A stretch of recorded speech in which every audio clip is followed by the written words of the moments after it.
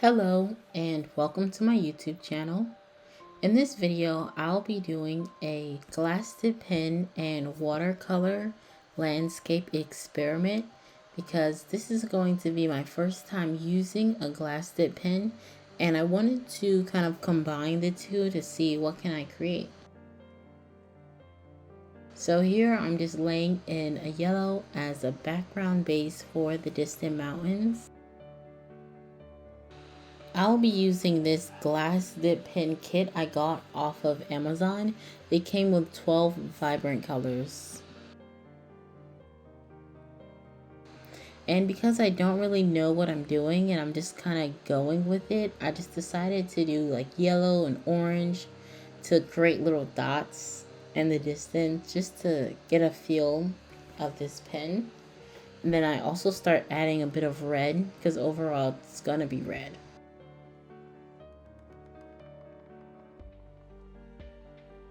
So I started to mush the colors together with a wet watercolor brush because I didn't really like the dotted look. And I went in with a pink with the watercolor to kind of create the distant flowers.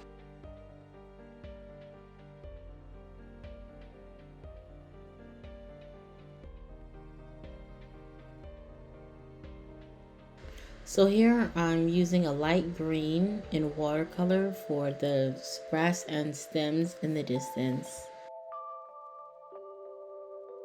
So now I'm using the watercolor. Now I'm using the dip pen actually, and I move back and forth between glass dip pen and watercolor brush. I usually like to lay down the watercolor brush first and then the glass dip pen because it creates this spread effect that I really liked.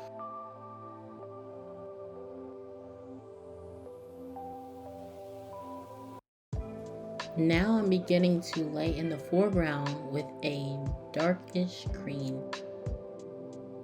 So here I'm using the glass dip pen and like a dark green to lay in the individual stems of the flower. This was kind of my favorite part and the most relaxing, and I think the pen worked really great for the stems of all the flowers.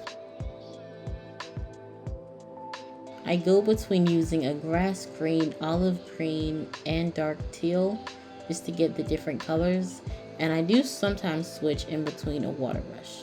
So here I'm using the glass pen in red to kind of go in more detail of the flowers.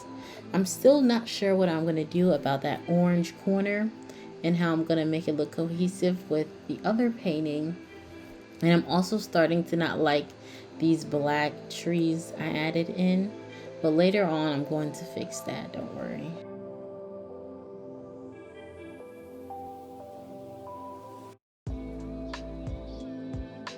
So here I'm rubbing off this, I forgot what it's called, but it makes it so that no watercolor gets in that area. So I kind of outlined some shapes of the flowers, and so now I'm gonna do red over those and have clean shapes.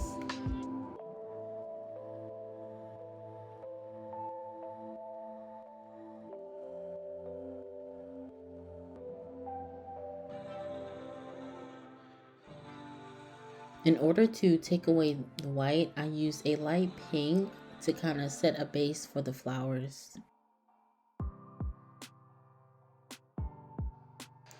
When using the glass pen, I found working wet on wet most satisfying.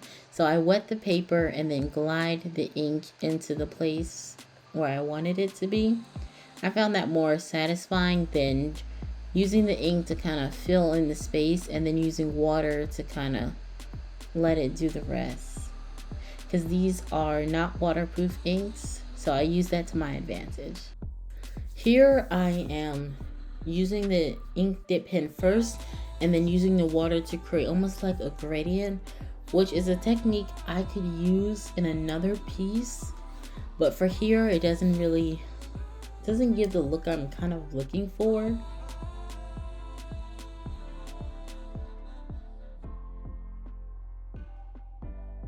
So far, I've really enjoyed using the dip pen and watercolor together and separately, and I would definitely love to do it again, but most likely in a portrait. I do plan on doing one soon, so if you would like to see that, please consider subscribing.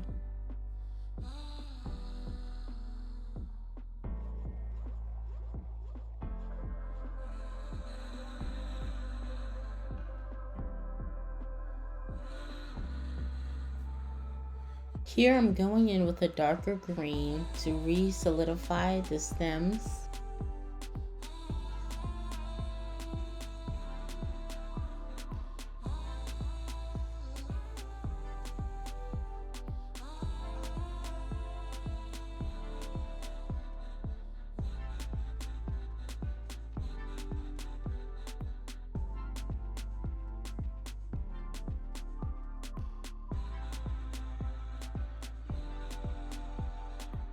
So for some reason I decided to try using a nib pen in the watercolor, and of course that didn't work. Maybe because the watercolor is too watery for the pen to be able to pick up the pigment. So I just went back to using a watercolor brush, and I wanted it to be a bit darker in the front because I feel like it won't be receiving as much light as like the top. Here I'm making a few things more greener in order to make it pop more. I really like the combination of the red and the green.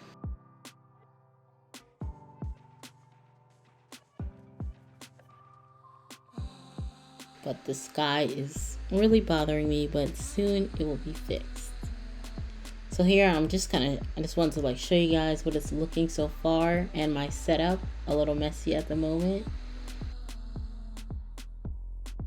And this is my color palette.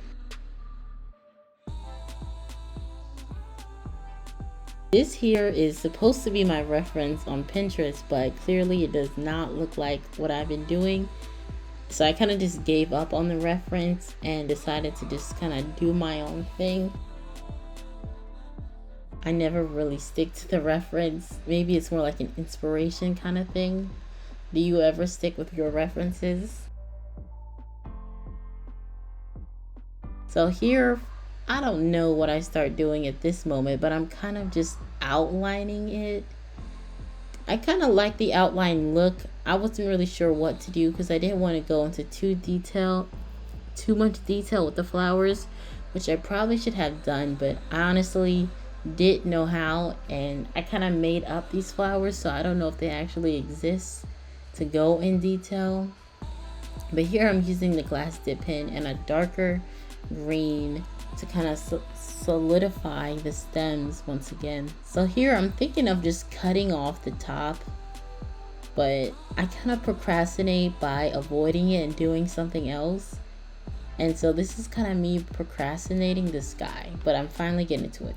I've never used gouache before, but I'm going to use this white gouache and this watercolor brush pen to just try and cover the trees. I'll just make it like a plain sky.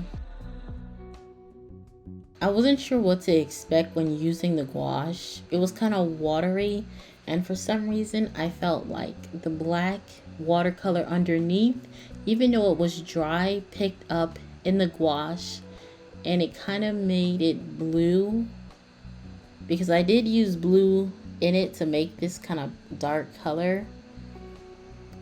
I'm not sure why that was. And as you can see here, my paper is kind of lifting, so I'm holding it down. Probably because of all the layers and water I used. I definitely think I need to get some better paper next time. But even though the sky isn't finished yet, I'm starting to like it so much better, because I felt like the trees were just too dark for what I was going for and unnecessary. And in the reference that I gave up on, it made sense for the reference, but since I kind of moved away from it, it didn't make sense. So here's that like bluish look, and I'm trying to figure out what to do with it. And once it dried, it was still some like darkness to it, so I went over it again. I layered it about maybe 3 or 4 times, and then I tried to create like distant mountains, but that doesn't work either. So then I just was like, well, let me just create clouds. So I decided to just go with the blue and create these kind of cloud-like, but I've never created clouds before, so that didn't really work out the way I had planned it to. So then I just decided I'm gonna cover the whole thing blue. And I didn't mean for it to be blue. I used the white gouache, but for some reason my palette just turned blue. And I was just like, well, this is an experiment, so I'm just gonna go with it. And it's kind of like this bluish color, but now it kind of looks like almost as if it's raining in the distance, or it's about to rain, or it's about like almost like a thunderstorm, but then it's getting warmer as you come forward. I'm not too sure. But overall, I really enjoyed doing this painting, and it was a lot of fun. I will definitely be using the glass tip pen and a watercolor again. Most likely not in a landscape form. I'm thinking of portraits, so if that's something you want to see, please comment down below. If you've ever used a glass tip pen, how was it? What type of composition did you do? And let me know what you think of this painting in the comments below.